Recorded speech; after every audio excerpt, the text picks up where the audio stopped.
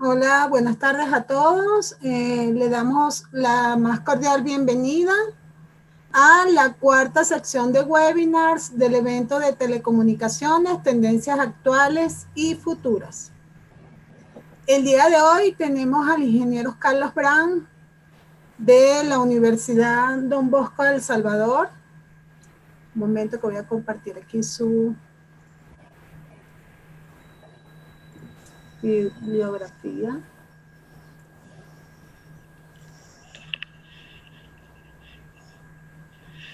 También quiero darle la cordial bienvenida al profesor Walter Orozco, quien es el director de la carrera de telecomunicaciones. Buenas tardes, Gracias. Walter. Muy buenas tardes a todos. Gracias. Bienvenidos.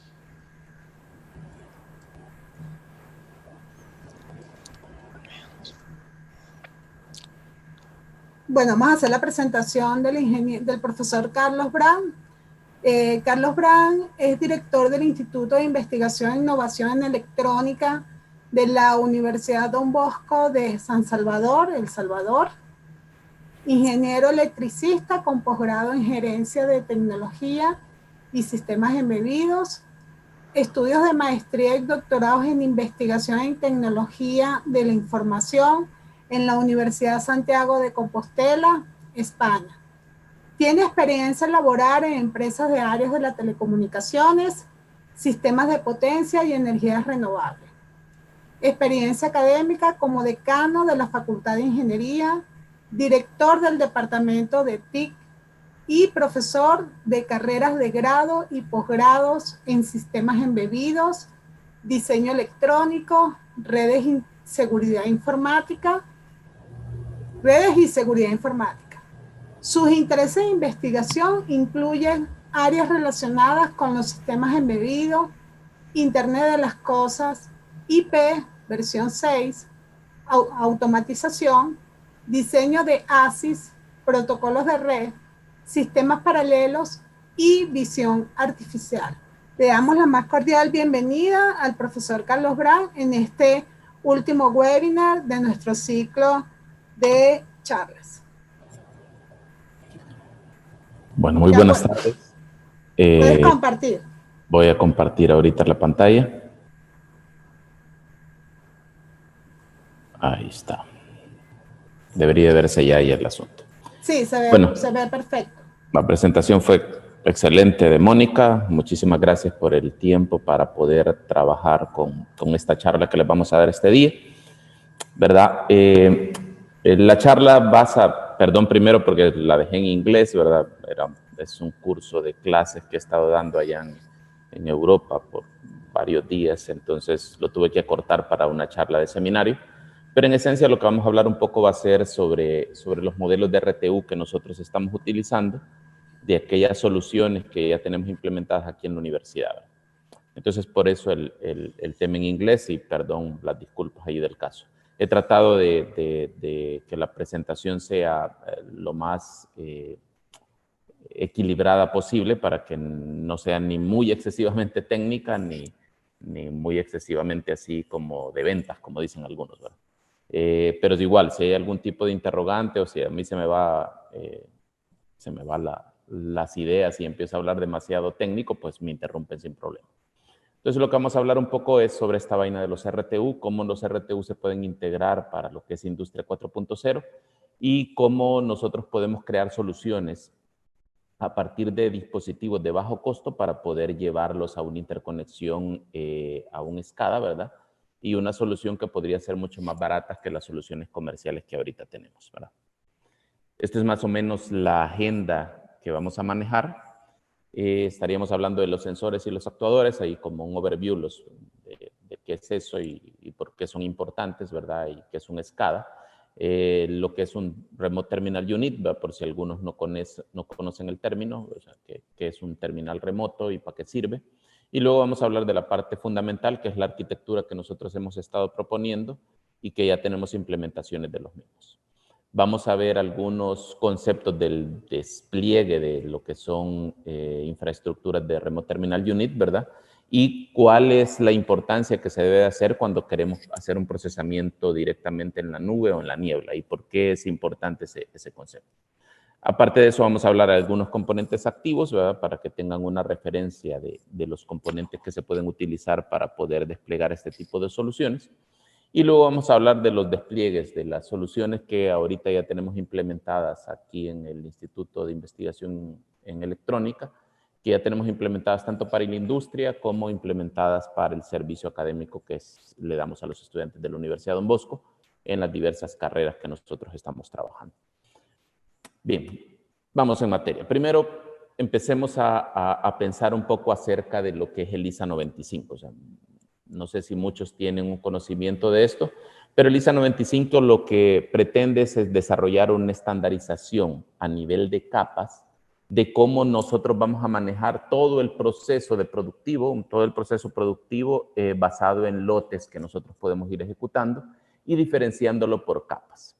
Ahora, ¿cuál es el principal objetivo de ISA 95? Principalmente el objetivo es la integración de las operaciones de las industrias con las tecnologías de las industrias. En este caso, lo que me interesa a mí es integrar las funciones del negocio con los sistemas en general. Vemos que este es un elemento súper importante para que nosotros podamos desarrollar un proceso de migración hacia Industria 4.0, ¿verdad? Y importante este proceso de introducción porque ISA nos permite tener una visión general de cómo nosotros debemos de integrar todos los sistemas en Industria 4.0. ¿Dónde nos vamos a enfocar nosotros? Principalmente en las capas inferiores, ¿verdad? Que es lo que se conoce como la manufactura integrada por computadora. Entonces, cómo esas capas interiores se integran para poder nosotros monitorear un proceso industrial de forma mucho más granular. De hecho, ese es el punto básico sobre el cual nos vamos a enfocar.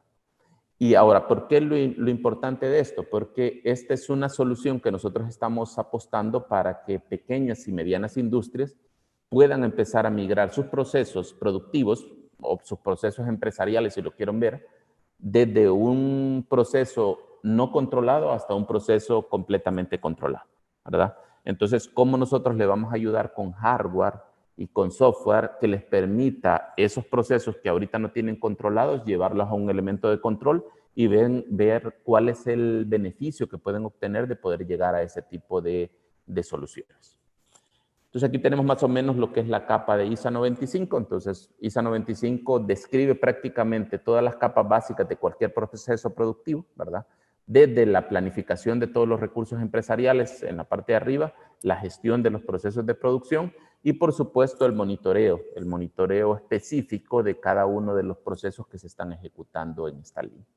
Esto es extremadamente importante por dos cosas. Uno, porque el contar con una solución de SIM completa, y cuando decimos una solución completa, que me voy a extender en el proceso, es de llegar desde los actuadores donde estamos tomando la data, hasta llegar a los procesos de gestión en general que nosotros tenemos en el sistema. Entonces, ese tipo de elementos es un proceso extremadamente caro, ¿verdad? Entonces, de hecho, las soluciones que existen abiertas para que las industrias que no tienen ingresos o que no tienen una facturación muy grande puedan implementar estos procesos es bastante difícil. Entonces, lo que nosotros tenemos o queremos con estos procesos de investigación que estamos llevando es cómo nosotros acercamos este tipo de tecnología para que pueda ser disponible para pymes, para pequeñas y medianas industrias. ¿Dónde vamos a trabajar en lo que concierne a esta charla? Pues vamos a trabajar ahí donde apuntan las flechas. Vamos a trabajar en las capas básicas, la capa 0, la capa 1 y la capa 2 en principio. Más arriba de eso, entonces, están todos los módulos que están relacionados con la parte de la gestión de la manufactura y con la gestión empresarial en general. Ahora, es súper importante porque se entiende que a pesar de que vamos a trabajar sobre las capas inferiores, todo esto se puede integrar perfectamente con las operaciones completas de la industria. Y ya se tiene experiencia, ya tenemos de hecho incluso en empresas pequeñitas acá, de que con un pequeño cambio que nosotros le hagamos al proceso de control que están teniendo en su proceso productivo, yo puedo agregar muchos beneficios a la industria en general. Es decir, yo puedo obtener una gran cantidad de beneficios con pequeños cambios que nosotros estamos haciendo. Con el hecho, por ejemplo, de poder controlar la temperatura de un refrigerador, yo le puedo aportar unos grandes beneficios a una industria, una agroindustria, ¿verdad?, que necesita el congelador para poder preservar sus productos. El problema es que muchas veces ese tipo de elementos no está disponible para pequeñas y medianas industrias y por lo tanto entonces no pueden ellos poder aplicar este tipo de soluciones. Entonces nuestra motivación es cómo nosotros le damos una respuesta a ese tipo de problemática que se tiene en las pymes. Bien, entonces entendamos primero un concepto básico, o sea, lo que es un dispositivo final. Normalmente un dispositivo final es cualquier dispositivo que nos sirve a nosotros para poder monitorear o para poder ejercer una acción sobre un proceso industrial. En esencia, lo que nosotros tenemos aquí son sensores y actuadores. Incluso en procesos muy sencillos, como el proceso de monitoreo del café, que fue una solución que nosotros aplicamos a unos beneficios, en el proceso de monitoreo del café utilizan un sensor de temperatura, que de hecho es un señor con una vasta experiencia, que le está monitoreando los hornos con el propósito de poder determinar cuál es la temperatura óptima para hacer un tostado del café que me devuelva una calidad en el sabor del café mucho más grande, ¿verdad? Ahora, ¿cómo se hacía previo a poder integrar este tipo de elementos? Se hacía con la mano. Había un señor con una vasta experiencia de saber, bueno, más o menos está la temperatura correcta para poderlo manejar. Obviamente esa experiencia después se acumula para poder después integrarle dispositivos electrónicos que puedan hacer eso. Un dispositivo final entonces es eso, algo que me permite a mí monitorear, ¿verdad?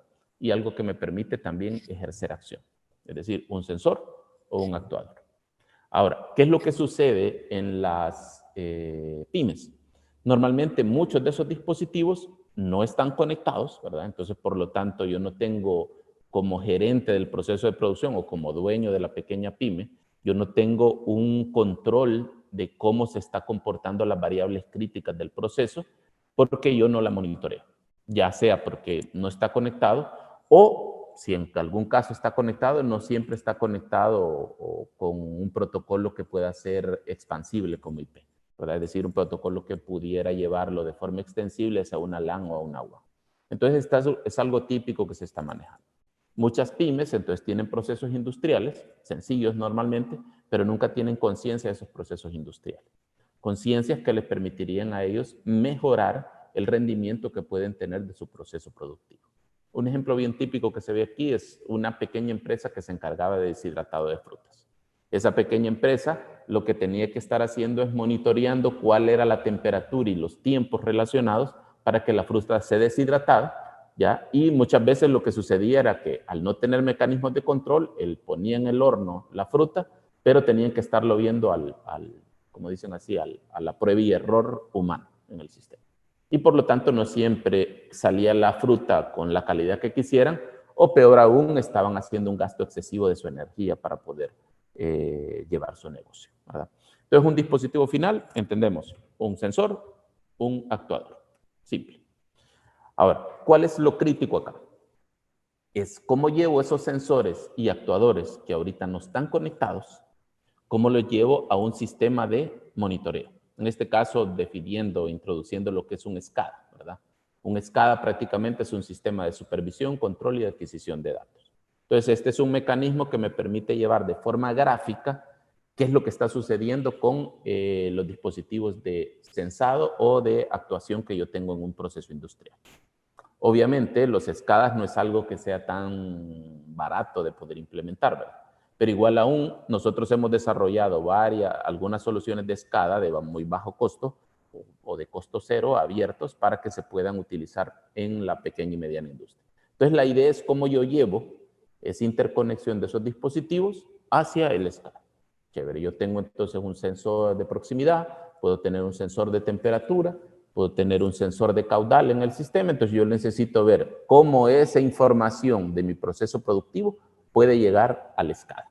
Entonces, y ese es el punto básico. Entonces, para ello, ¿qué es lo que necesito yo? Necesito una pasarela que me permita conectarme con la naturaleza de la variable que estoy midiendo o con la naturaleza de la acción que yo puedo ejercer y poder llevar ese elemento a un sistema de monitoreo centralizado con el cual yo pueda gobernar esa variable. ¿Se ve? Entonces, eso es una pasarela básica y eso es lo que está enfrente. Entonces, en esencia, eso es un Remote Terminal Unit en el proceso. Es aquella pasarela que me permite a mí llevar la información que está desde los sensores y actuadores hasta el sistema de procesamiento, el sistema general que se conoce como SCADA. Y ese es el punto básico. Obviamente, para poder llevar esa información, entonces yo necesito un sistema de comunicación industrial, ¿ya? Es decir, un sistema o una red industrial. Y ahí tenemos otro inconveniente que puede resultar un problema también para las pymes. Debido a que las redes industriales normalmente están estandarizadas en un montón de estándares, ¿verdad? Estándares como Modbus, como ASI, como CAN en el sistema, como Ethernet industrial, ¿verdad? Que se podrían utilizar. El problema de esto es que muchos de estos protocolos se integran a las pasarelas, se van integrando basado en la solución que me puede proporcionar un cliente. Basado en la solución que me proporciona el vendedor, ¿verdad? Es decir, yo compro la marca X, ¿verdad? Y la marca X dice, para yo poder conectar mis sensores, que ya están conectados a un sistema de monitoreo, entonces mis sensores se están moviendo por ASI. Bueno, por lo tanto, significa que yo debo de implementar una infraestructura ASI para poderlo llevar el proceso de monitoreo. Obviamente, esto para pequeñas y medianas industrias podría ser un elemento muy oneroso. Tal vez para grandes industrias no. Entonces, en ese proceso, bueno, yo compro toda la solución y ya está. Pero para pequeñas y medianas industrias, eso podría ser una complicación. Entonces, tenemos esa complicación de poder llevar esa información a través de la red industrial, poderla conectar con el SCADA. Entonces, aquí tenemos varios de los estándares básicos. Estándares que algunos ya conocen, de comunicación industrial, Profibus, ASI, Modbus, CAN, Ethernet industrial, ¿verdad? Nosotros aquí manejamos varios de esos, HART en general. Varios de esos se están utilizando o se enseñan a nivel académico, pero muchos de estos elementos, encontrar una pyme, o digamos una mediana industria que esté utilizando esas estrategias de redes industriales para poderse conectar a un sistema de monitoreo, es súper pequeña. Es muy poca en general, por lo menos aquí en El Salvador, incluso en varios países de Latinoamérica, las pymes no siempre tienen los recursos como para poder implementar este tipo de redes. Entonces, esa red es la que permite que la pasarela conecte sensores y actuadores con el sistema de monitoreo, con el SCADA en general, ¿verdad? Los problemas básicos.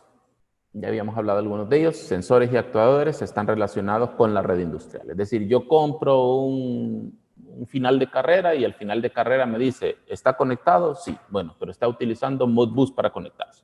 Bueno, ¿qué significa? Que yo debo de tener un MTU, ya vamos a definir el concepto, ¿verdad? Que es una interfaz maestra que soporte Modbus también. Y por lo tanto, yo tengo que tener una infraestructura intermedia de Modbus para que se pueda conectar. Eso no siempre es posible en pequeñas y medianas industrias, ¿verdad? No siempre es posible, entonces, contar con ese tipo de mecanismos para poderse conectar. Segundo problema que se tiene. Algunas pequeñas y medianas industrias tienen dispositivos que están monitoreando o ejerciendo acción sobre el proceso industrial, pero no necesariamente están conectados. ¿Qué significa? Necesitan operarios, ¿verdad?, que tienen que estar pendientes de cada uno de esos actuadores y sensores para poderlos manipular. Tercer elemento o problema que aparece ahí es el costo. El costo de los gateway y de los middleware. Y ahí vemos dos conceptos básicos. El costo de la pasarela, y cuando hablamos de la pasarela estamos hablando principalmente del hardware. La pasarela que me permite hacer el proceso de conexión de las variables físicas que están en el sensor y en el monitor, en el sensor y en el actuador, conectarlas con el sistema SCADA, ¿verdad? Ahí tenemos el hardware. Esa es la pasarela básica. Y segundo es el middleware. El middleware es como la parte intermedia, el software que permite que esa conexión pueda hacerse efectiva con el software que yo estoy utilizando para el manejo del SCADA. Es decir, cómo yo intercambio los datos, lo que se conoce a nivel de software como IPC, el proceso de intercambio de datos que se está dando. Entonces, ambos elementos tienen un costo. O sea, es decir, un RTU tiene un costo y, por supuesto, un middleware tiene un costo, que es un firmware en general y uno debe de pagar una licencia por ese proceso. Cuarto elemento, la disponibilidad que tenemos de sistemas de monitoreo, de pequeños sistemas SCADA de bajo costo. Algunas veces procesos industriales que tienen 2 o 3 máquinas, procesos pequeños, es imposible poder integrarle un SCADA completo que cuesta cientos de miles de dólares, ¿verdad? Entonces, conectarle un SCADA podría ser una complicación. Por lo tanto, se necesitan de aquellos tipos de soluciones abiertas que permitan hacer ese proceso de conexión. Y el último, y esto es más importante, es la flexibilidad y la adaptabilidad de las soluciones que ya existen comerciales para poderse conectar con el SCADA. ¿Qué significa eso? Yo tengo algunos tipos de soluciones que no necesariamente conectan con las variables que yo necesito monitorear. Al final vamos a ver un ejemplo bien típico que nosotros tenemos, lo hicimos con cooperación japonesa, que era cómo nosotros logramos, a ellos les interesaba monitorear zonas de riesgo, pero les interesaba ver cuál era el desplazamiento de tierra en laderas. Y para ello se ponía un arreglo de galgas con las cuales podían hacer esa medición de tierra. Es un arreglo como de 10 o 15 metros que se ponía en la tierra y que lo que necesitaban era monitorear esa parte. Ahora, ¿habían soluciones reales ahorita para poder efectuar eso? Pues no habían como tal. Y por lo tanto había que desarrollarlas en el camino. Y así hay muchos procesos industriales que son muy típicos, con lo cual algunas soluciones de monitoreo, algunas soluciones que ya existen, no siempre responden a la necesidad que tiene esa pequeña y mediana industria. Y si bien en algún momento responden, cuando el proceso cambia para poder hacer procesos de manufactura flexible, en ese proceso la adaptación no es tan sencilla. Es decir, yo ya hice un diseño de planta con un mecanismo de monitoreo básico y ya hice ese diseño de planta también con un mecanismo de acción básico. Pero ahora yo esa manufactura yo la quiero adaptar a un nuevo proceso que me están demandando en la actualidad. Entonces, hacer ese proceso de adaptación no es a veces tan sencillo. Es decir, que yo cambie mi planta industrial. Que en un momento determinado tengo una planta que me está fabricando telas, ¿verdad? Telas artesanales básicas, pero ahora yo la necesito para fabricar algo distinto a telas, ¿verdad? Es decir, para poder hacer estiramiento de plástico para poder sellar contenedores, por decir algo. Entonces, ese tipo de elemento, a pesar de que mis máquinas lo podrían hacer, no es tan sencillo que yo pueda hacer esa adaptación. Esto, de hecho, fueron las motivaciones que implicaron a que desarrolláramos este proceso de investigación. Definamos entonces ahora qué es un Remote Terminal Unit. Prácticamente una unidad de terminal remota, un RTU, le vamos a llamar en este proceso, es un mecanismo de adquisición y control. ¿Ya? Es un sistema que me permite adquirir datos, es decir, censar información y también ejercer acción de información, ¿verdad? Permite adicionalmente que servir como pasarela para dispositivos que no están conectados, ¿verdad? Un proceso industrial, cuando decimos dispositivos no conectados, se refiere por la terminología que define Cisco a aquel dispositivo que no se conecta a través de alguna red típica, alguna red PAN o una red LAN o WAN en el sistema. Entonces permite que dispositivos no conectados puedan tener conexión. Sirve como pasarela. En general, el sistema sirve para mecanismos, un RTU sirve para poder generar telemetría, ¿verdad? De cualquier tipo de variable analógica o digital, ¿verdad? Entrada o salida. Es decir, no solo censar la variable, sino que también ejercer acción sobre el proceso. Usualmente, y esto es algo súper importante, la comunicación o los protocolos que se utilizan para la transferencia de los mensajes, ¿verdad? Corrección de errores, etcétera, etcétera. Entonces, son técnicas que están especificadas por cada fabricante en este proceso. ¿Qué significa? Entonces, que el fabricante XYZ, ¿verdad? Entonces, tiene una solución de pasarelas de RTU, pero la estructura de los mensajes es una caja negra. Y por lo tanto, entonces, yo debo de adaptarme a la caja negra que ellos están utilizando. Y esto es súper complicado para las empresas. ¿Por qué razón? Porque yo normalmente tengo que comprar la solución completa para que esto funcione. Es decir, yo tengo que no solo comprar la pasarela, sino que tengo que comprar la solución de los sensores y de los actuadores. Y muchas veces comprar el SCADA, el sistema de monitoreo, ya que no conecta por su middleware con otro tipo de sistema de monitoreo. Debido a que son sistemas completamente cerrados, entonces difícilmente pueden ejercer un proceso de conexión sobre el mismo. ¿Se ve? Y esto entonces se vuelve un problema también para las industrias. Entonces, el RTU, ¿para qué me sirve a mí? Bueno, para poder tomar datos, ¿verdad? Algunas personas dicen, bueno, pero ¿cuál es la diferencia entre el PLC, ¿verdad? En general. La diferencia básica, y aquí la vamos a definir de manera sencilla, es que el RTU se concibió originalmente solo para tomar la data. El PLC se concibió también para tomar y para ejercer acción sobre la data, pero también para poder procesar localmente algo. Es decir, hacer procesamiento sobre esa data. Ya vamos a ver lo que es el procesamiento en el borde, el procesamiento en la niebla, ¿verdad? Y lo importante que esto puede ser para las interrelaciones que se pueden estar dando entre los componentes de un proceso industrial. Entonces, es muy importante eso. Suele surgir ese elemento. Algunas veces la gente confunde el PLC con el RTU y muchas veces compran un PLC para poder manejar sensores, ¿verdad? El problema es que están gastando de más cuando el proceso que están monitoreando es muy pequeño, ¿verdad? Entonces necesitamos ser un poquito más adaptativos en este proceso. Ahí vemos un concepto básico, una topología. Tenemos los RTU en general. Cada RTU está conectado a cada uno de los sensores y actuadores que se están manejando. Y el RTU se conecta a través de una red industrial. ¿Qué es esa red industrial? Es cualquier cosa de lo que ya habíamos mencionado. Puede ser una red cableada, puede ser una red inalámbrica, etcétera, etcétera. A través de ese proceso, los RTU entonces están sirviendo como pasarela para poder pasar la información que están devolviendo esas variables, esos sensores o esos actuadores, poderlo pasar a la terminal maestra, al MTU en general. El MTU puede ser un PLC, de hecho un PLC puede servir como un MTU, o puede ser directamente un SCADA, directamente la solución del SCADA para poder operar. Entonces podría ser el proceso de MTU. Allí dependiendo de la solución que nosotros querramos implementar.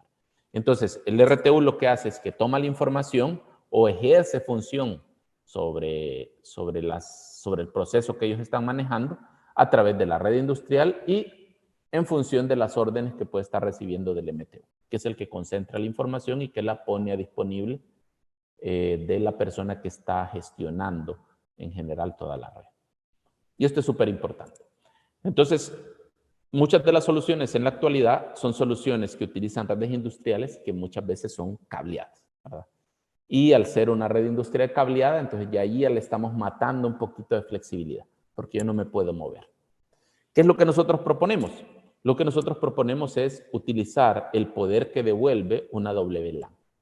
Es decir, vamos a utilizar una red que sea inalámbrica, con la evolución que han tenido los estándares ahorita de WLAN, entonces yo estoy teniendo ahorita redes inalámbricas que son muy comparables con las redes cableadas.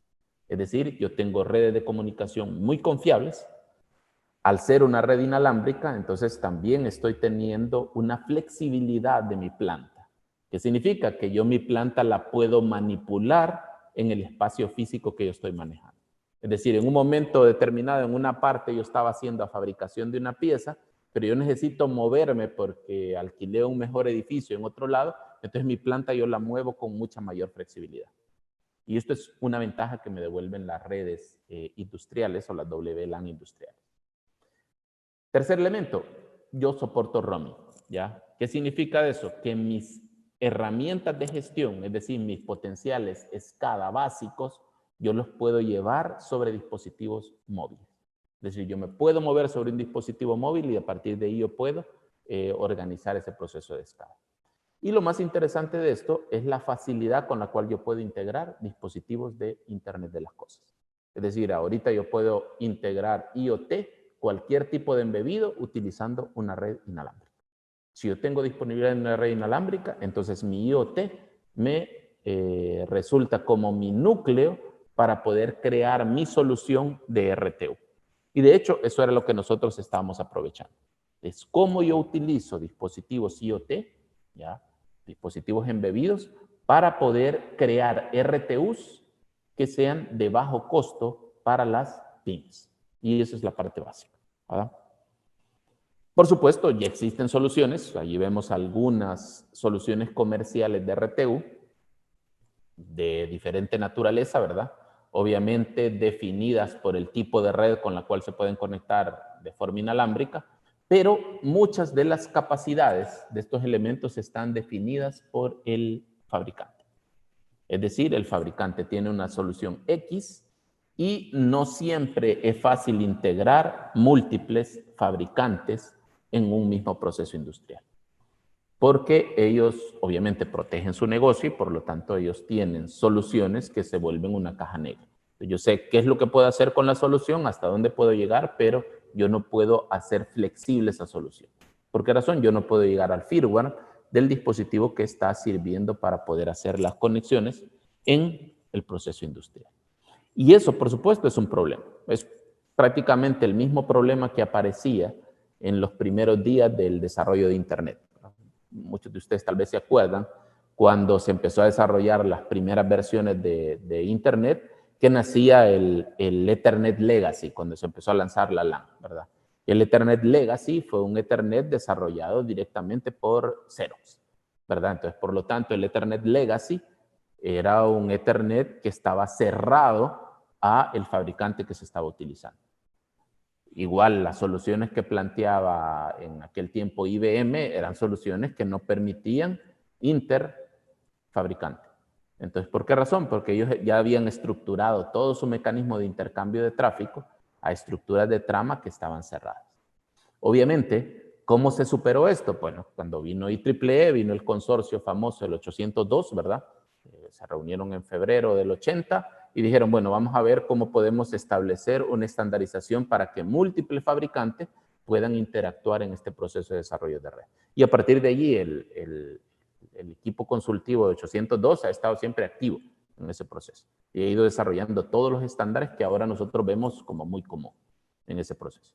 Obviamente, esta parte industrial no se tocó. O sea, los RTU ahí están, hay un elemento de estandarización, pero dijeron, estos son los protocolos que están ahorita disponibles, entonces tú te conectas con esos protocolos, ¿verdad? Entonces vemos esa limitación también. Capacidades definidas por el fabricante. Y aquí vemos nuestra solución. ¿Qué proponemos nosotros? Bueno, chévere, tenemos ese tipo de estructura. Lo que nosotros estamos proponiendo es que utilicemos una red inalámbrica para el proceso de conexión. ¿Por qué razón? Porque la red inalámbrica, chequeado, es la red mucho más flexible y la red más adaptable. Y dado ahorita los nuevos estándares que tenemos de las redes inalámbricas, son redes muy confiables. Y el paso de información que se está haciendo de actuadores y sensores no es un paso de información que demande mucho ancho de banda en ese proceso. Entonces, significa que la solución inalámbrica es nuestra mejor alternativa para poder crear un RTU de bajo costo. Segundo elemento, entonces, ¿cómo nosotros describimos la arquitectura del sistema? Significa que vamos a tener una red inalámbrica, por supuesto necesitamos un controlador para esa red inalámbrica. ¿Por qué razón es necesario el controlador? Bueno, porque la red inalámbrica puede ser de dos tipos básicos, aunque pueden haber más. O sea, puede ser una red inalámbrica Wi-Fi o puede ser una red inalámbrica RF en el sistema, dependiendo del alcance que queremos manejar. Entonces, a partir de ahí, yo necesito un controlador que me permita gobernar la topología Wi-Fi o la topología RF. Por supuesto, necesitamos un core, ¿verdad? Un núcleo, un procesador en general, que ya tenga su propia memoria, una capacidad básica para poder tener almacenamiento y procesamiento. Adicionalmente, entonces, en el RTU, como yo necesito monitorear sensores y actuadores, entonces necesito puertos I/O. Y ojo, algo interesante, a esos puertos I/O, entonces yo les pongo unidades de control y unidades de instrumentación. Ahora uno puede decir, bueno, si los puertos que tenemos ahí en el sistema son puertos de entrada y salida, pues es 1, 0 si son digitales o analógicos, ¿por qué no los conectamos de manera directa? Porque nosotros no sabemos cuál es la naturaleza de las variables que van a estar disponibles en los sensores y en los actuadores, ¿ya? Y al no saber cuál es la naturaleza de variable, entonces yo necesito unidades de acondicionamiento. Y a partir de allí necesito unidades de acondicionamiento también de las señales. Porque ya van a existir ciertos sensores y ciertos actuadores que ya están disponibles en la industria, entonces yo en ese proceso necesito ver cómo puedo acondicionar esas cosas que ya existen, acondicionarlos a la naturaleza del proceso que ahorita debo de controlar. Esto, entonces, es como una propuesta general de una arquitectura de un RTU. Pero dijimos, bueno, esta es como una arquitectura genérica que nosotros estamos proponiendo, pero la idea es cómo yo puedo llegar a una arquitectura minimalista. Entonces dijimos, bueno, chévere, ahorita con el desarrollo que se están dando de sistemas embebidos, yo podría incluir dentro del mismo embebido la parte del controlador de la red, la memoria y las entradas y salidas. Y prácticamente reducir únicamente los acondicionadores de señales para poder llegar a los sensores y actuadores. Y esta es una ventaja. ¿Por qué razón? Porque si mi proceso está monitoreando pocas variables o variables que son simples, entonces yo puedo abaratar el RTU que yo estoy utilizando para poder monitorear esas variables. Lo cual, por supuesto, es muy, pero muy bueno para las pymes, ¿verdad? Una pyme, al no tener muchos recursos económicos, pero me permitiría yo llevar esa pyme a tecnología de industria 4.0 con un costo relativamente barato, sin necesidad de tener que comprar una solución comercial completa para poder hacer que su proceso sea conectado. Es decir, para lograr que su tecnología de operación, que es la naturaleza de su proceso, se conecte con las tecnologías de información y poder sacar los beneficios que eso implica.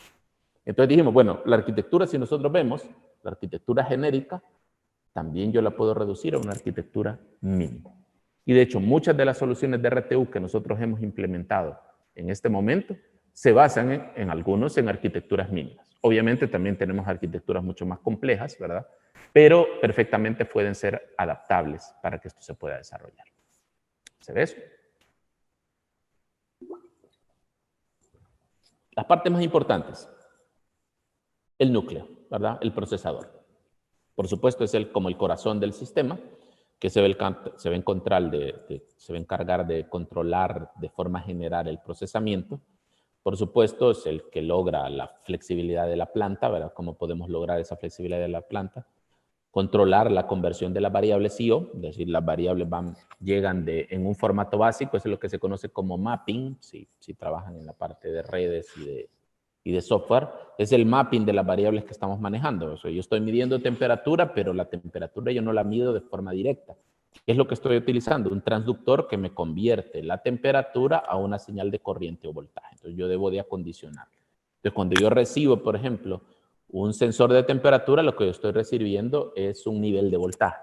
Entonces yo necesito mapear ese nivel de voltaje o acondicionar ese nivel de voltaje a un valor de temperatura en las variables, en grados centígrados, grados Fahrenheit que se está manejando, de lo que se está llevando al proceso de control, ¿verdad? Por supuesto, el core también se puede encargar de la gestión de las comunicaciones. Si fuera para el modelo, la arquitectura general, entonces significa que yo pueda conectarme con el chip del controlador de la red para poder gestionar la red per se, o que internamente yo pueda hacer ese proceso de gestión, si está embebido. Algo importante, y lo vamos a ver en detalle en unos slides más adelante, es la computación en la niebla o la computación en el borde. O sea, el core processor es el responsable de qué tanto yo puedo procesar esas variables de monitoreo y control localmente. Y esto es súper útil. Sobre todo que vamos a ver que el fog computing o el edge computing, entonces es aquel que permite ese proceso de interacción, ese procesamiento de forma mucho más cercana al lugar donde nosotros estamos efectuando el monitoreo de las variables. Y esto es súper claro, porque muchas veces la gente empieza a tomar soluciones y dice, bueno, como ya me están dando la opción de poder conectar a la nube, entonces yo conecto a la nube y proceso en la nube. Pero hay ciertos procesos de la interacción de componentes industriales o de componentes IoT que son integración máquina con máquina. Y por lo tanto, los tiempos de respuesta son muy cortos. Entonces, el cloud computing ya no es la mejor solución, sino que tengo que tener capacidad de procesamiento para procesar en el borde, procesar en la niebla, en el sistema. Y por supuesto, el core se va a encargar del debugging, ¿verdad? Del firmware en general que nosotros le ponemos al sistema, ¿verdad? Por supuesto, los controladores va a depender del tipo de red que nosotros estemos conectando. Entonces, normalmente es un chipset, o sea, un chip en general, que nosotros le agregamos al sistema para que pueda manejar la topología inalámbrica per se, es decir, la topología física. todos aquellos parámetros que están relacionados con la radiación del sistema, ¿verdad? Cómo se radia la señal, la potencia con la que estamos dando, las frecuencias. Ojo, y esto es súper importante, sobre todo porque esto cambia de país a país. Entonces, ¿cuáles son aquellas bandas de frecuencia que están disponibles en el rango público y aquellas que están públicos a veces se licencian? Entonces, ¿cómo nosotros gobernamos ese proceso?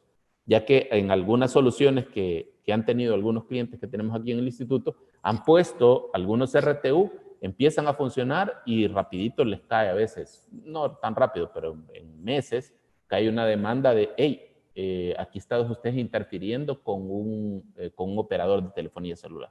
Entonces dicen, ¿pero por qué? Si estamos trabajando en la banda pública. Ah, bueno, porque parte de esa banda pública, los canales inferiores, no son canales que están licenciados como abiertos, sino que son canales que están licenciados para una telefónica. Ups, entonces ahí tenemos un problema. Al yo no tener control sobre eso, entonces se fue para cualquier lado la inversión que nosotros hicimos, ¿verdad? Otro elemento es cómo gobernamos el encapsulamiento físico, ¿verdad? O sea, cómo yo puedo encapsular la red y la forma como yo gobierno las relaciones. Client server que vamos teniendo en el sistema, cómo yo gobierno la relación, el firmware para gobernar la relación, si el sistema va a operar como un cliente tonto, es decir, va a operar sobre un modelo de servidor, ¿verdad? Va a operar como un maestro esclavo en el sistema o va a operar como puntos independientes, ¿verdad? Todo eso se puede manejar con el controlador de red. Y ojo, aquí tenemos los más típicos, ¿verdad? Controladores que pueden ser Wi-Fi, controladores de RF como los de LoRa y controladores que están relacionados con telefonía celular. O sea, son las redes inalámbricas más usuales que se pueden manejar. Existen otras como TV Wide Space o alguna cosa así, pero son menos usuales de implementar en cualquier tipo de red industrial. Estas son las más típicas, Wi-Fi, LoRa o RF en el sistema o telefonía celular o en todo caso GSM o LTE, ¿verdad? Y este es otro elemento importante, los acondicionadores. Los acondicionadores entonces permiten ajustar el nivel de las variables eléctricas que estamos manejando. Muchos componentes industriales empiezan a trabajar con niveles eléctricos que no siempre son acordes a los embebidos que estamos utilizando para el diseño de los RTU. Por lo tanto, entonces yo necesito hacer acondicionamiento. Algún acondicionamiento que puede ser bastante sencillo, ¿verdad? Con un pequeño chip de menos de $1 se puede hacer el acoplamiento, hasta un acoplamiento que podría ser un poquito más complejo, como el que aparece en la imagen de la derecha, en el cual hay líneas que están a 110 voltios o qué sé yo, a 60 voltios, que necesitamos integrarlo en el sistema. Y por supuesto, la capacidad de desacople de las líneas. Esto es todo lo que han llevado un poco de electrónica, es cómo yo logro que el control se separe de la potencia. Si estoy manejando grandes corrientes, entonces utilizo acopladores ópticos, ¿verdad? Para poder desacoplar la parte de potencia con la parte de control. Esos son detalles básicos que necesitan incorporarse en un acondicionador de señal. Y eso, por supuesto, va a depender de la naturaleza del proceso que nosotros estemos manejando. En general, o sea, muchas de las soluciones que hemos creado, a mi parecer, casi siempre yo las desacoplo. Obviamente hay algunas soluciones que las dejamos acopladas, es decir, que hay línea física que conecta la parte de potencia con la parte de control. Pero en general dejamos un acoplador óptico de tal manera que se separe. Si hay algún tipo de falla en la potencia, no me deteriora el embebido. Entonces, esto es súper importante. Y por otro elemento son los Control Instrumentation Units, o sea, las unidades de control e instrumentación. Hay que entender algo, que muchas veces nosotros necesitamos de dispositivos embebidos o de circuitos embebidos analógicos para poder monitorear esos elementos. Ya, entonces, esos dispositivos embebidos, yo los necesito para poder acondicionar lo que yo quiero monitorear. Por ejemplo, el AD9553B es un elemento que me permite hacer una medición de un conjunto de variables que son netamente eléctricas, ¿verdad? Entonces, yo a partir de ahí yo puedo crear un medidor muy potente, ¿verdad? Pero él hace el preprocesamiento. Eso es como la unidad básica de instrumentación. De tal manera que ese procesamiento ya me permite a mí tomar con información mucho más simple, que es la que se va a mover hacia mi núcleo del RTU. De esa manera, entonces, yo puedo contar con soluciones que son compatibles con soluciones industriales, pero en vez de comprar toda la solución industrial, lo que compro es el chip. Y muchas veces eso es el detalle que no siempre la gente ve. O sea, digo, bueno, yo compro una solución ya hecha, pero lo que tiene adentro es un chip que es bastante sencillo. Entonces, lo que está pagando realmente es por el know-how que le está incorporando al sistema. Muy importante eso. Y aquí viene una de las soluciones básicas. Bueno, una vez que yo tengo mi sistema, mi RTU, entonces yo tengo que tomar una decisión de dónde voy a hacer el procesamiento. Es una decisión súper básica. El procesamiento lo voy a hacer local o el procesamiento lo voy a hacer en la nube. Y obviamente esto va a depender mucho del proceso que se está manejando. Y aquí introducimos estos dos conceptos, el cloud y el fog. Fog es un concepto que lo introdujo Cisco, pero se puede encontrar como edge, ¿verdad? Como borde. El procesamiento en el borde o el procesamiento en la nube. Simple y sencillamente lo que hace es cómo yo acerco la capacidad de procesamiento al lugar donde yo estoy ejerciendo monitoreo y acción sobre el sistema. Es decir, yo me acerco a ese procesamiento mucho más tocando el proceso. Yo me quedo tocando mucho más el proceso para poder ejercer eso. Entonces, muy importante esa decisión, porque esa decisión es crítica para que el proceso funcione de forma eficiente. Si yo no tomo en cuenta muchas de esas variables, entonces debo de tener mucho cuidado a la hora de hacerlo. Y para ello hay que entender, ¿verdad? O sea, a nivel del concepto de Internet del todo, ¿verdad? El entender las relaciones que se dan. Los activos o los componentes activos de Internet del todo que tenemos son personas, procesos, datos y cosas. ¿Qué significa? Las cosas y las personas generan datos, ¿verdad? Esos datos se le aplican procesos y esos procesos lo que devuelven es conocimiento útil, ¿ya? Es decir, yo no puedo en bruto tomar datos, ¿sí? Porque no me van a servir de mucho. O sea, imagínense el Waze, que ustedes en bruto tomen la información del Waze y lo que le va a estar diciendo va a ser la velocidad y la posición de todos los carros. Eso no me sirve de mucho. Entonces, a partir de allí, los procesos lo que me permiten es devolver información útil. Y esto es muy importante, porque eso es lo que establece las relaciones que se están dando entre cada uno de los componentes de un modelo de Internet de las cosas en ese proceso. Vemos entonces que los componentes se relacionan de esa forma. Personas y cosas generan datos que se procesan para devolver información. Y por lo tanto las conexiones se van desarrollando entre persona y persona, lo que se conoce conexión peer-to-peer, o sea, P2P, la conexión entre máquinas y personas y la conexión más crítica que es entre máquinas y máquinas. Ahora, la conexión entre máquinas y máquinas es una conexión que debe desarrollarse con sistemas en tiempo real.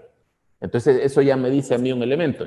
Chévere, si yo voy a establecer una relación en mi proceso industrial entre una máquina con otra máquina o entre una máquina y una persona, significa que el retraso que yo debo de tener en ese proceso de comunicación debe ser un retraso muy pequeño. Por lo tanto, esos procesos deben de ejecutarse en el borde, deben de ejecutarse en la niebla. Y solo aquellos procesos que no sean críticos, la variable de retraso, entonces yo lo puedo ejecutar en la nube. Muy importante esa parte. Por lo tanto, de dónde ejecutar, yo decido si eso lo hago en la niebla o en la nube en función de estos elementos. Respuesta en tiempo real, ¿verdad? Si es crítico para mí la respuesta en tiempo real, vaya hacia el borde, vaya hacia el fog. Si no es crítico, chévere, se puede ir a la nube. Costo de procesamiento, es decir, cuánta capacidad tengo en mi núcleo para poder procesar. Y tenemos otro problema. Si lo que voy a procesar es muy complejo, entonces el retraso se va a dar más bien porque el pequeño procesador de 16 bits tiene que hacer un montón de cosas para poder procesar la información, entonces igual me da. Entonces lo tiro a la niebla o a la nube. Segundo, la velocidad de la misma red. O sea, si hay muchos datos que yo necesito mover hacia Internet, por ejemplo, al cloud en el sistema, entonces si mi red es una red pobre, entonces mejor acercar el procesamiento. Otro es la inercia que pueden tener las variables. O sea, algunas variables cambian de manera rápida. Algunos procesos, como por ejemplo los procesos que se dan en los experimentos del CERN, son procesos que ocurren en tiempos extremadamente pequeños, abajo de los femtosegundos, ¿verdad? Entonces, por supuesto, son cosas rápidas, tenemos que procesarlo lo más localmente posible. En cambio, medir la temperatura del cuarto de la casa y decidir si a partir de ahí yo puedo encender o no el aire, pues es un elemento que tiene una inercia mucho más grande. Eso también determina si yo voy a procesar en la niebla o en la nube. Y por supuesto la disponibilidad de memoria. Si hay muchos datos que yo necesito llevar a memoria para poder efectuar el procesamiento y mi núcleo no tiene suficiente espacio de procesamiento, entonces yo voy a tener también un problema a partir de manejar eso. Y este elemento es muy importante a la hora de tomar una decisión, cuál es la mejor solución de RTU que yo debo de diseñar o que yo debo de adquirir para poder implementar en mi proceso industrial. Muy importante. Esto de hecho es lo más importante. Y nosotros por experiencia nos tocó aprender con un proyecto de investigación y con un proyecto para una empresa. Teníamos un lío a veces ejecutando un proceso de un sistema áptico que lo estábamos tirando al cloud. Entonces había que correr toda la matriz de ecuaciones del robot que estamos utilizando y en la nube. Y nos estábamos dando cuenta que el tiempo de respuesta no era en tiempo real. Les dijimos, ¿qué es lo que tenemos que hacer? No, bajémoslo a la niebla y cambiemos el tipo de procesador que se está utilizando. Y así mejoró. Por lo tanto, la selección de estas cosas es muy, pero muy importante. Seleccionar el núcleo. ¿Qué núcleo voy a utilizar para poder integrar? Pues depende de qué tanto vas a procesar en la niebla, en el sistema.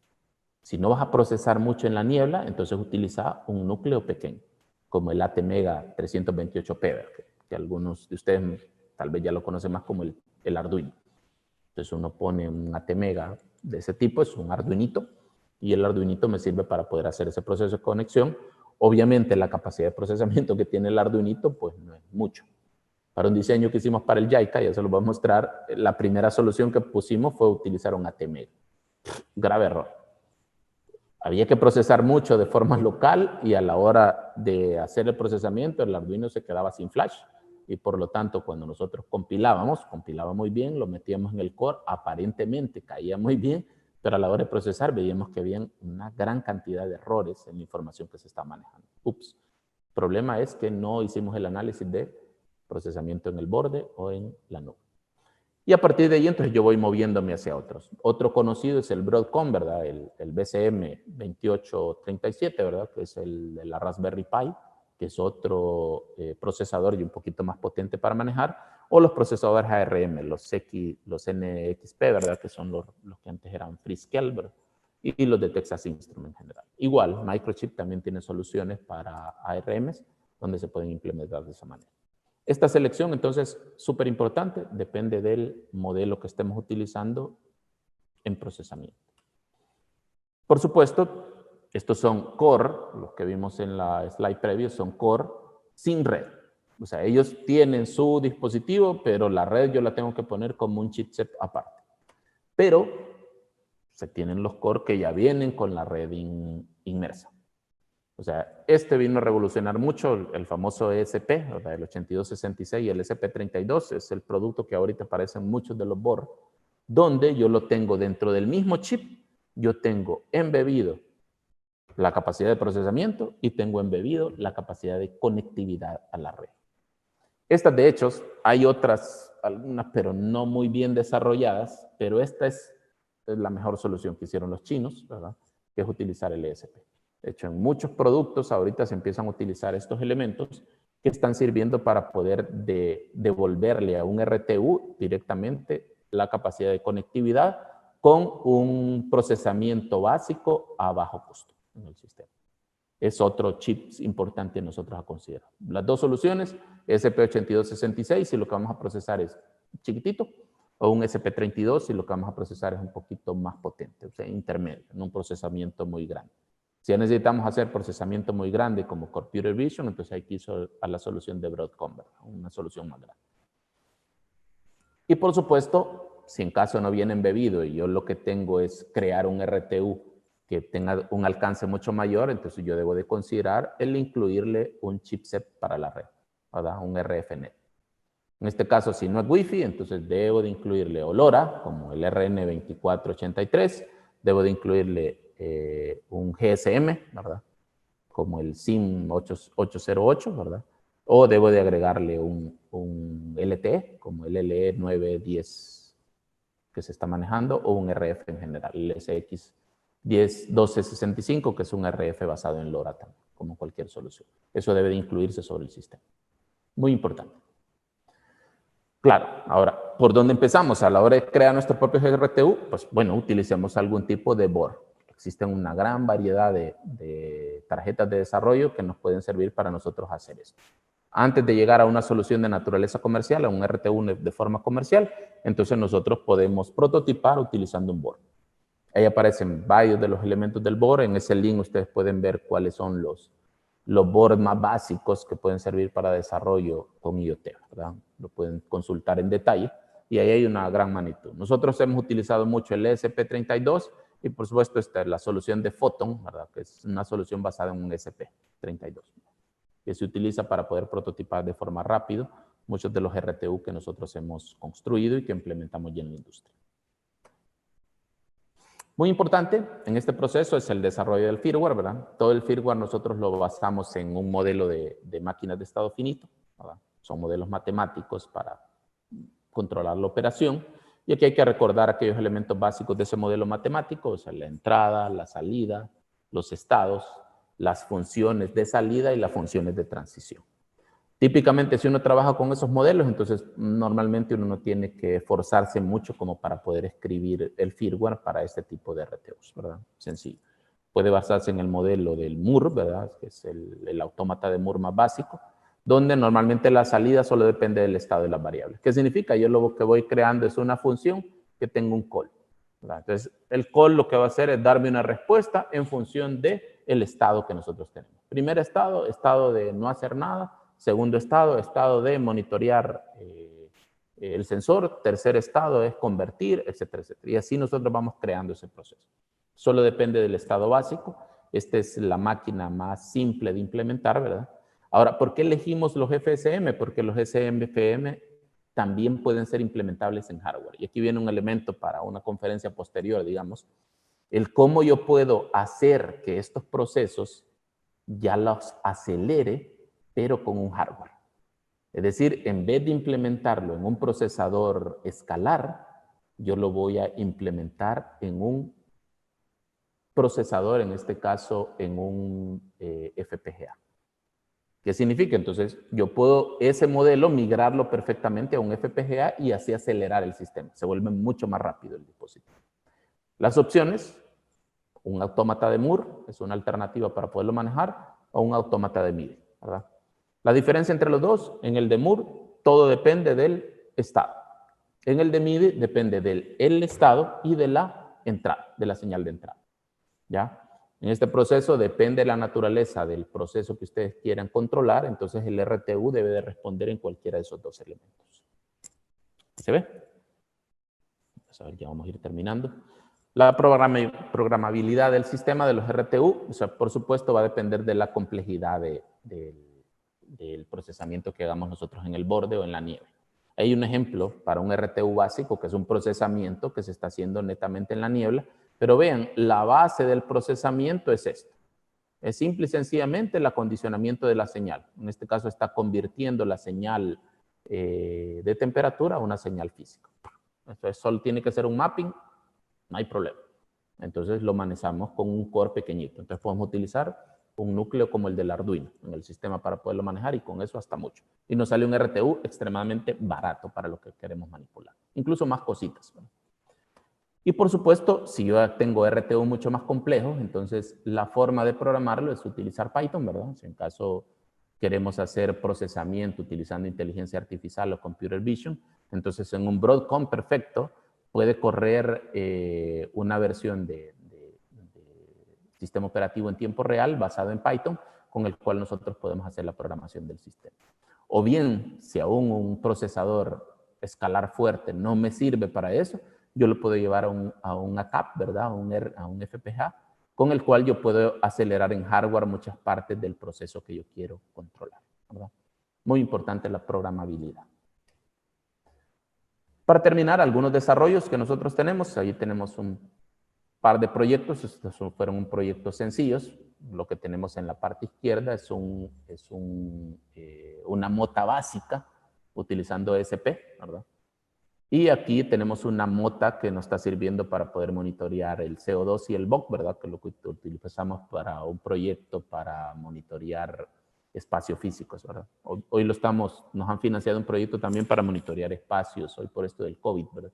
Donde se puede monitorear cuál es la naturaleza de contaminación que tenemos en el espacio, que son con aire acondicionado, y utilizar un RTU para poderlo manejar. Es un proyecto sencillo, relativamente barata la solución de RTU que se puede manejar. Aquí hay un proyecto un poquito más complejo. Esto lo hicimos para una pequeña pyme de agroindustria, que es un medidor de energía principalmente, completamente equivalente al medidor de energía que nosotros podemos tener en la casa, el que ponen los proveedores de distribuidores de energía, ¿verdad? Esta también fue una solución que se hizo para una empresa. Ellos necesitaban controlar el consumo de energía de un proceso que estaban manejando para la conservación de frutas, creo que era. Entonces, eso no lo estaban midiendo y decían, estamos gastando mucho dinero en refrigerar ciertos espacios y no sabemos cuánto nos está costando ese dinero. Entonces, bueno, queremos una solución, pero comprar una solución en el mercado nos sale muy cara. Bueno, nosotros podemos usar un RTU sin problema y les ponemos esa solución. Esta es una solución intermedia, pero siempre utilizando un RTU básico. Un ESP32 se utilizó para poder manejar eso. Estas ya son soluciones un poquito más complicadas, ¿verdad?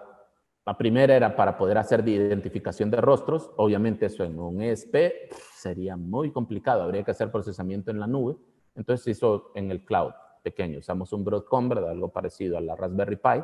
Y aquí tenemos otro para poder hacer el conteo de vehículos. Esto servía para semáforos inteligentes. También fue una solución que se desarrolló con RTU, donde nosotros necesitamos hacer un conteo de vehículos para poder verificar en ciertas calles o tramos de calles cuál era el volumen de tráfico que estaba pasando en esos tramos, para poder decidir si se podía manipular los tiempos de rojo y verde de los semáforos, ¿verdad? Entonces se aplicaba un elemento de inteligencia artificial y decimos, bueno, mejor que el proceso de captura de la información y procesamiento se desarrolle local, ya que al no tener una red disponible ancha para poder intercambiar datos como LoRa, o una red wifi en la calle es imposible. Entonces usamos una RF, entonces es mucho más fácil si el procesamiento lo hacía más rápido, y así ya devolvía la información a la nube, la información ya masticada, ya procesada.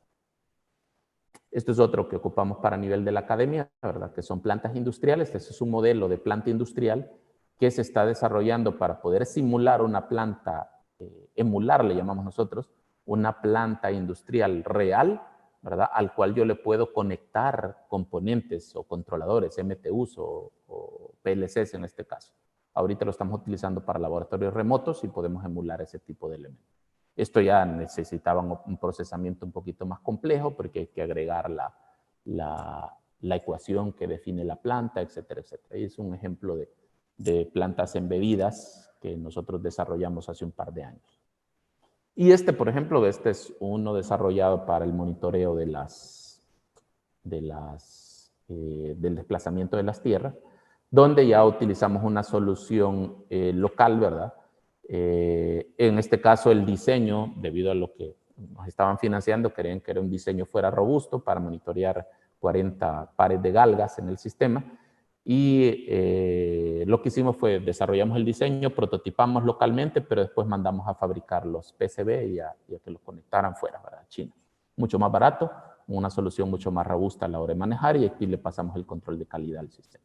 Esta es una solución que recientemente se entregó al Ministerio de Obras Públicas, ¿verdad? Y que servía para monitorear zonas de riesgo en el sistema.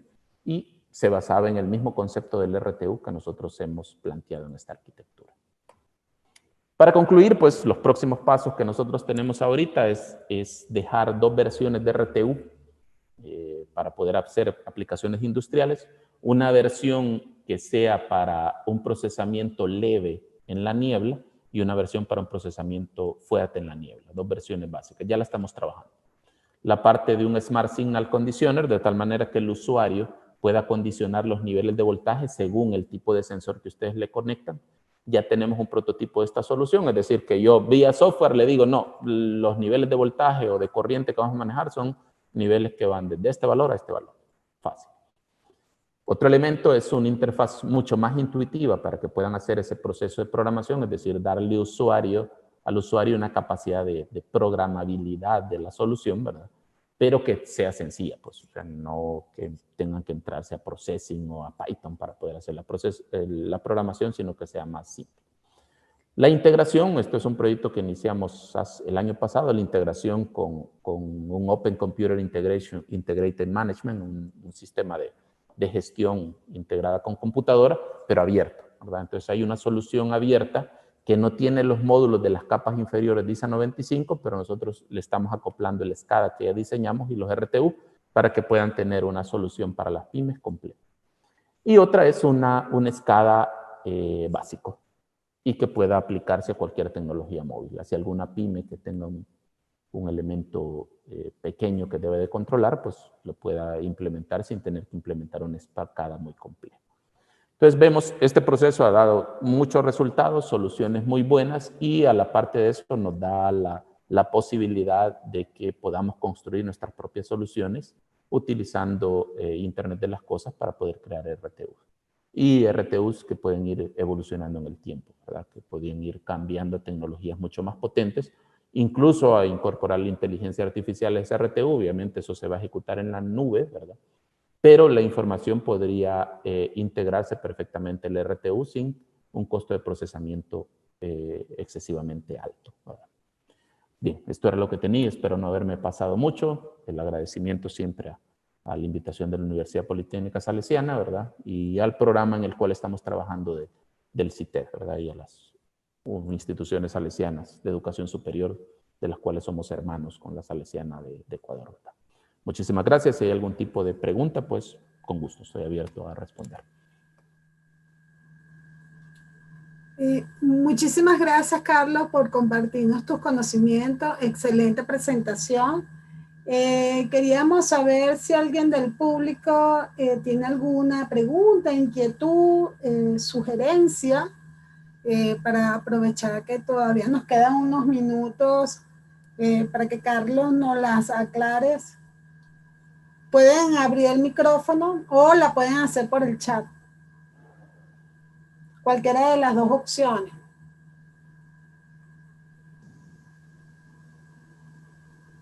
Mónica, buenas noches. Tengo una pregunta. Buenas noches, Juan Diego. Adelante. Buenas noches.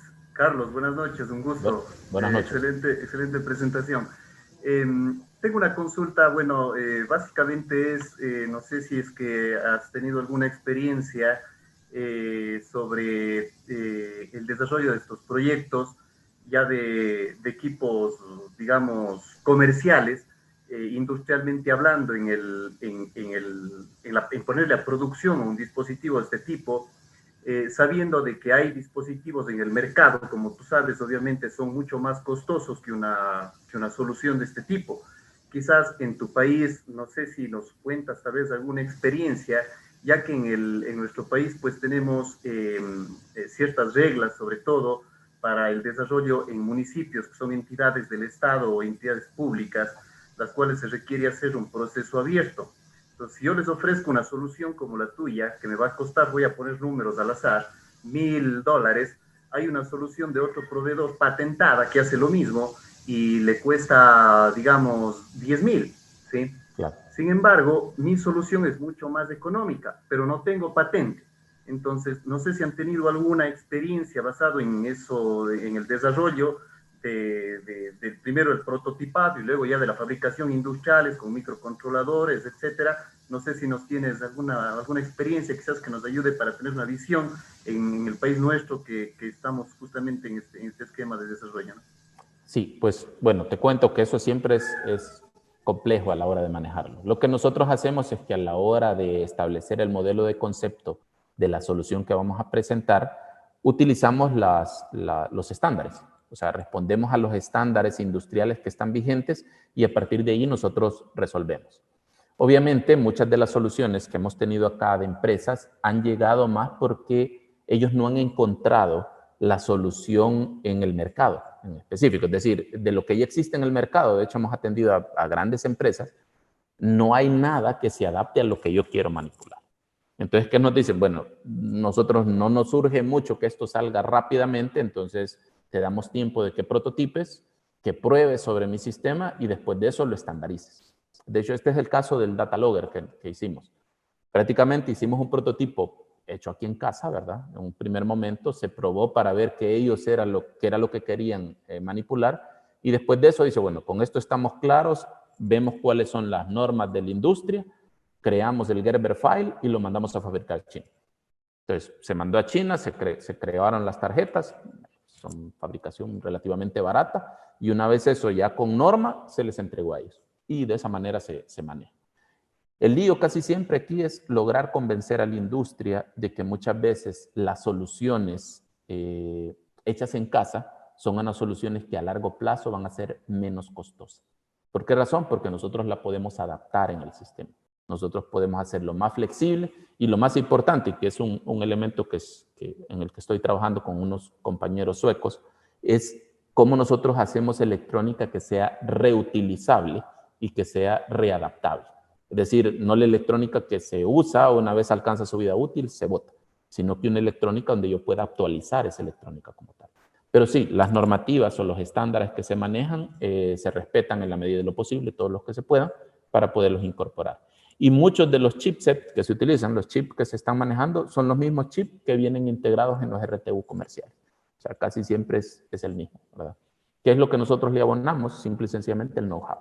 Entonces, creo que es algo que se debe de empezar a explorar en Latinoamérica, ¿verdad? En vez de comprar una solución ya completada, es aliarse con las instituciones de educación superior para crear una solución que sea mucho más ad hoc y mucho más adaptable al sistema. Ahorita nosotros esto lo hemos dejado abierto.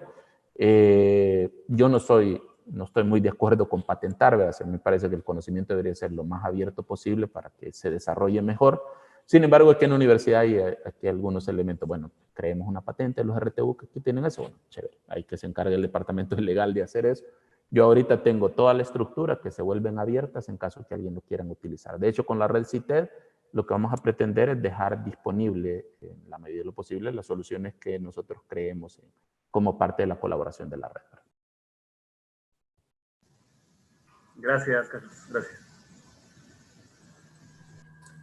Cabe destacar que nosotros como universidad, la UPS de Cuenca, está participando precisamente en ese proyecto por si algún estudiante está interesado en desarrollar su tesis o participar dentro del proyecto, o algún profesor. Entonces queda abierta también la convocatoria si alguien está interesado en participar. ¿Alguna pregunta adicional, René? Que sí. Veo que abres. ¿Se me escucha? Sí, le escucho muy bien. Sí, buenas noches con todos. Carlos, excelente presentación. Yo tenía una consulta.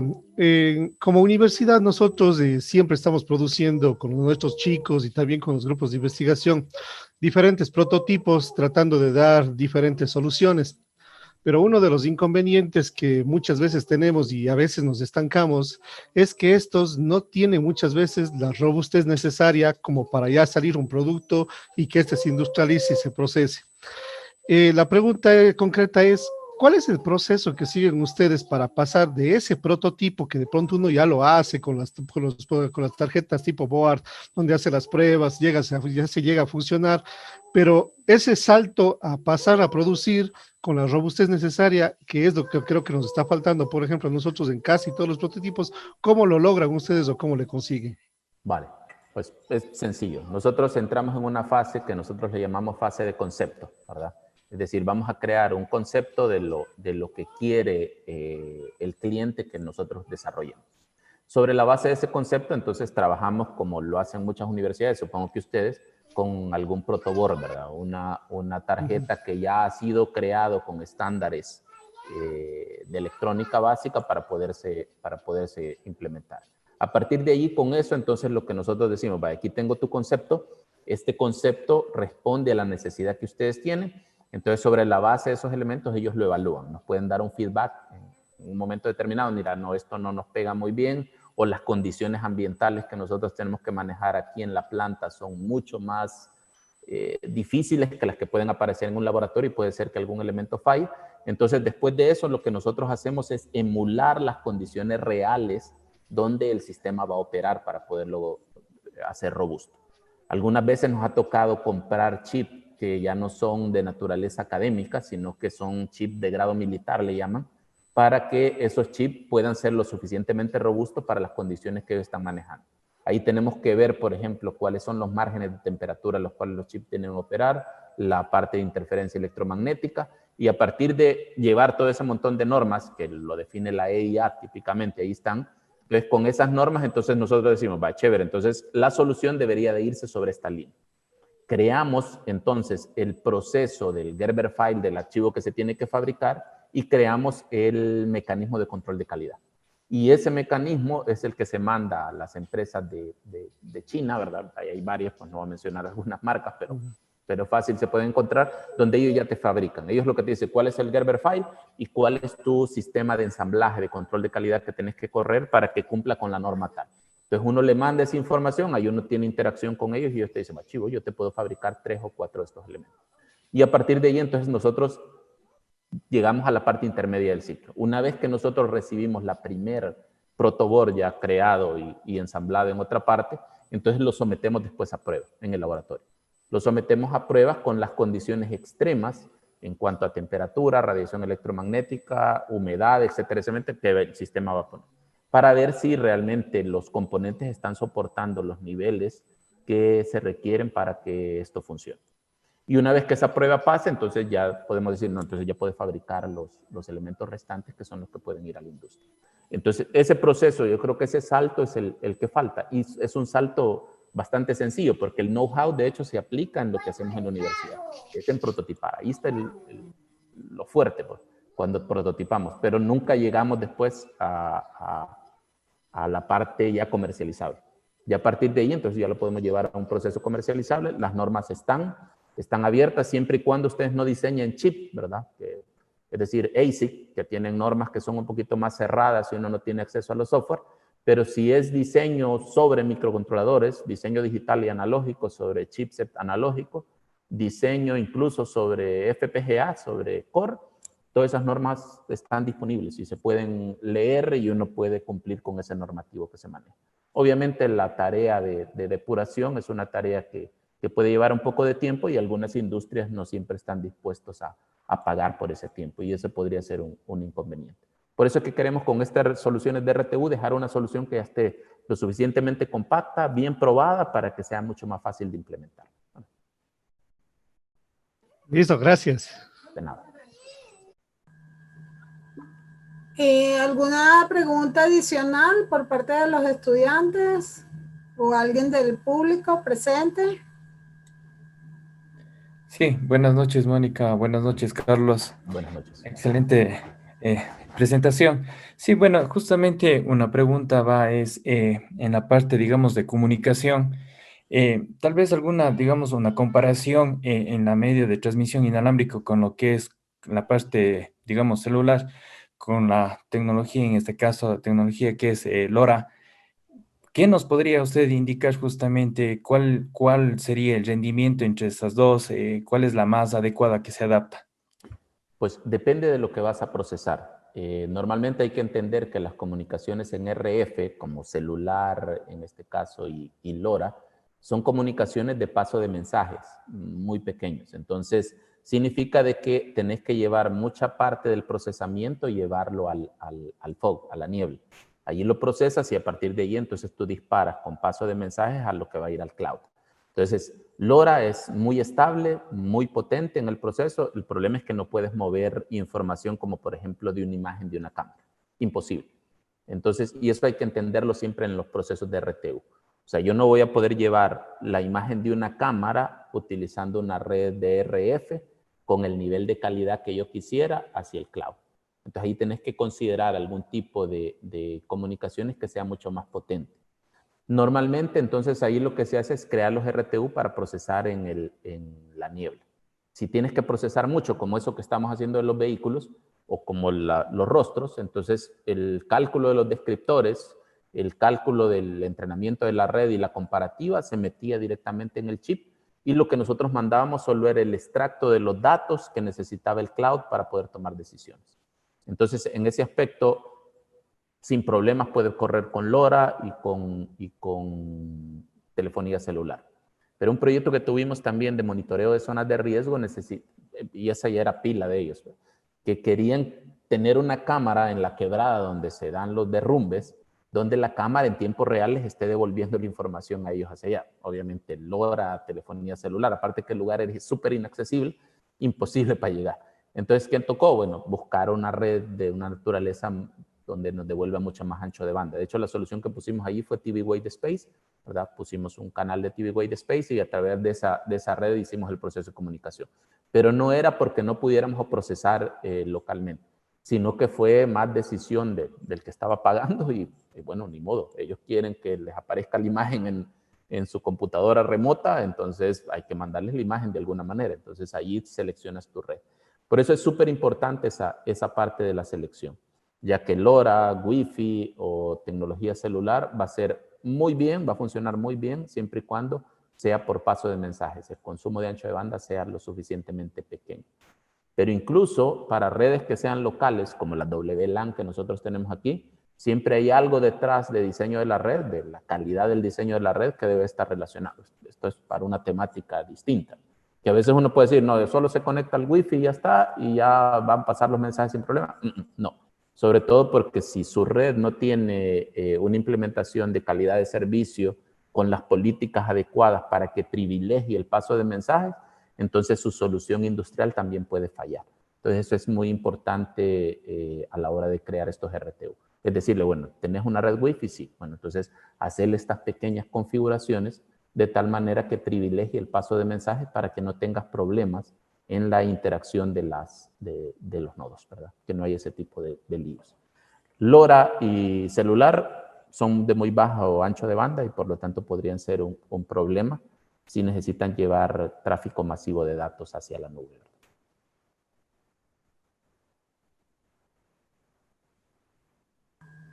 O sea, complementando un poco la pregunta de Giovanni, si tenemos un sistema de agro, que bueno, Giovanni está haciendo su tesis en esa área, donde se monitorea, por ejemplo, la temperatura, que solamente son datos, no hay imágenes, con LoRa perfectamente pues, se pudiera LoRa trabajar. corre muy bien, telefonía celular puede correr también muy bien. Si la red de telefonía es muy buena, pues, corre muy bien. Y de hecho no necesitas enviar los datos todos en tiempo real, pues, porque lo que vas a procesar en el cloud no necesitas que esté en tiempo real conectado. Entonces tú puedes colectar sobre la base de la memoria que tienes en tu RTU y luego mandarlo cada 15 minutos, cada 5 minutos, y como son variables que tienen una inercia muy grande, entonces no hay mayor problema, no te va a afectar tu proceso. Ok, muchas gracias. Gracias. Tenemos espacio para una preguntita más adicional del público.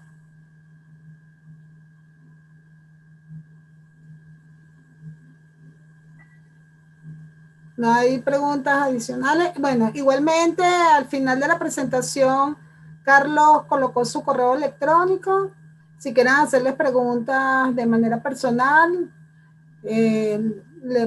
bueno, yo me estoy tomando la atribución de decir que le pueden escribir.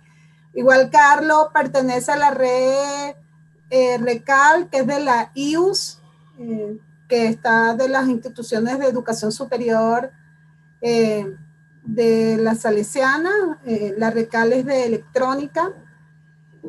Y bueno, está con el proyecto CITE.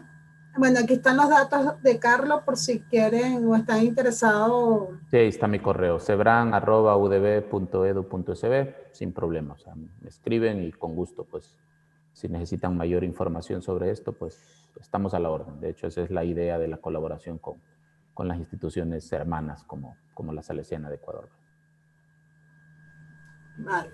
Bueno, yo voy a compartir ahora la pantalla. Le doy paso al profesor Walter para que se ve bien mi pantalla, el certificado. Sí, se ve muy bien. Okay. Muy bien. Bueno, muy buenas noches con todos. Bueno, primero a Carlos, darle un agradecimiento por parte de la Dirección de Carrera de Telecomunicaciones de la Universidad Politécnica Salesiana acá en el Ecuador, por una charla muy interesante, valiosa para cada uno de los presentes el día de hoy. y para cada uno de los estudiantes que a futuro también estarán desarrollando temas de investigación, temas de tesis ya para graduarse, ¿no? Y también algunos chicos que seguramente comenzó el interés por temas vinculados dentro de esta área. Entonces, la universidad te hace este presente, donde dice con el siguiente texto, ¿no? Sin certificado. La Universidad Politécnica Salesiana y la carrera de Telecomunicaciones confieren el certificado al magíster Carlos Brown por haber participado en calidad de expositor en el evento webinar Charlas Magistrales, las telecomunicaciones, tendencias actuales y futuras con el tema Low Cost RTU, Proposal for Interconnecting Field Devices to SCADA, realizado en Cuenca el 25 de enero del 2021. Firman se tienen las firmas pertinentes y muchísimas gracias nuevamente, Carlos, por tu brillante participación y muy motivadora para los chicos de la carrera. De nada, muchísimas gracias a ustedes por la invitación y estamos a la orden siempre. Muy amable, gracias. Antes de que se retiren, también quiero informarle, aprovechar la oportunidad que el profesor Carlos nos va a dar un curso pautado para finales de febrero, precisamente de Internet de las Cosas. Entonces, para que estén atentos a cuando salga la convocatoria de este evento. Exactamente. Perfecto. Ahí vamos a ver cómo diseñar estas cosas, ¿verdad? Muy bien. Vamos a aprender un poco. Y va a haber laboratorio, entonces va a estar chévere. Exactamente. Entonces, bueno, muchísimas gracias a todos, Carlos. Reitero mi agradecimiento por compartir estos valiosos conocimientos con nosotros y por tu disposición a estar siempre colaborando con la universidad y con la carrera de telecomunicaciones y la de electrónica. A los presentes, muchas gracias por su asistencia. Espero que le haya servido para para seguir fortaleciendo su formación y sus conocimientos, al igual con los profesores. Y ya este sería el último webinar de este ciclo. Y el próximo ciclo espero tener otras opciones. Si tienen alguna inquietud con algún tema en particular, por favor me pueden escribir o le escriben al profesor Orozco, a Walter. Si quieren algún tema que toquemos en los webinars o en los cursos, algún tema de interés, nos los hacen llegar para entonces buscar a los ponentes o a los expertos. Entonces, bueno, muchísimas gracias. Espero que tengan una linda noche todos. Gracias. Buenas noches para todos. Gracias. Hasta luego con todos. Gracias. Hasta luego.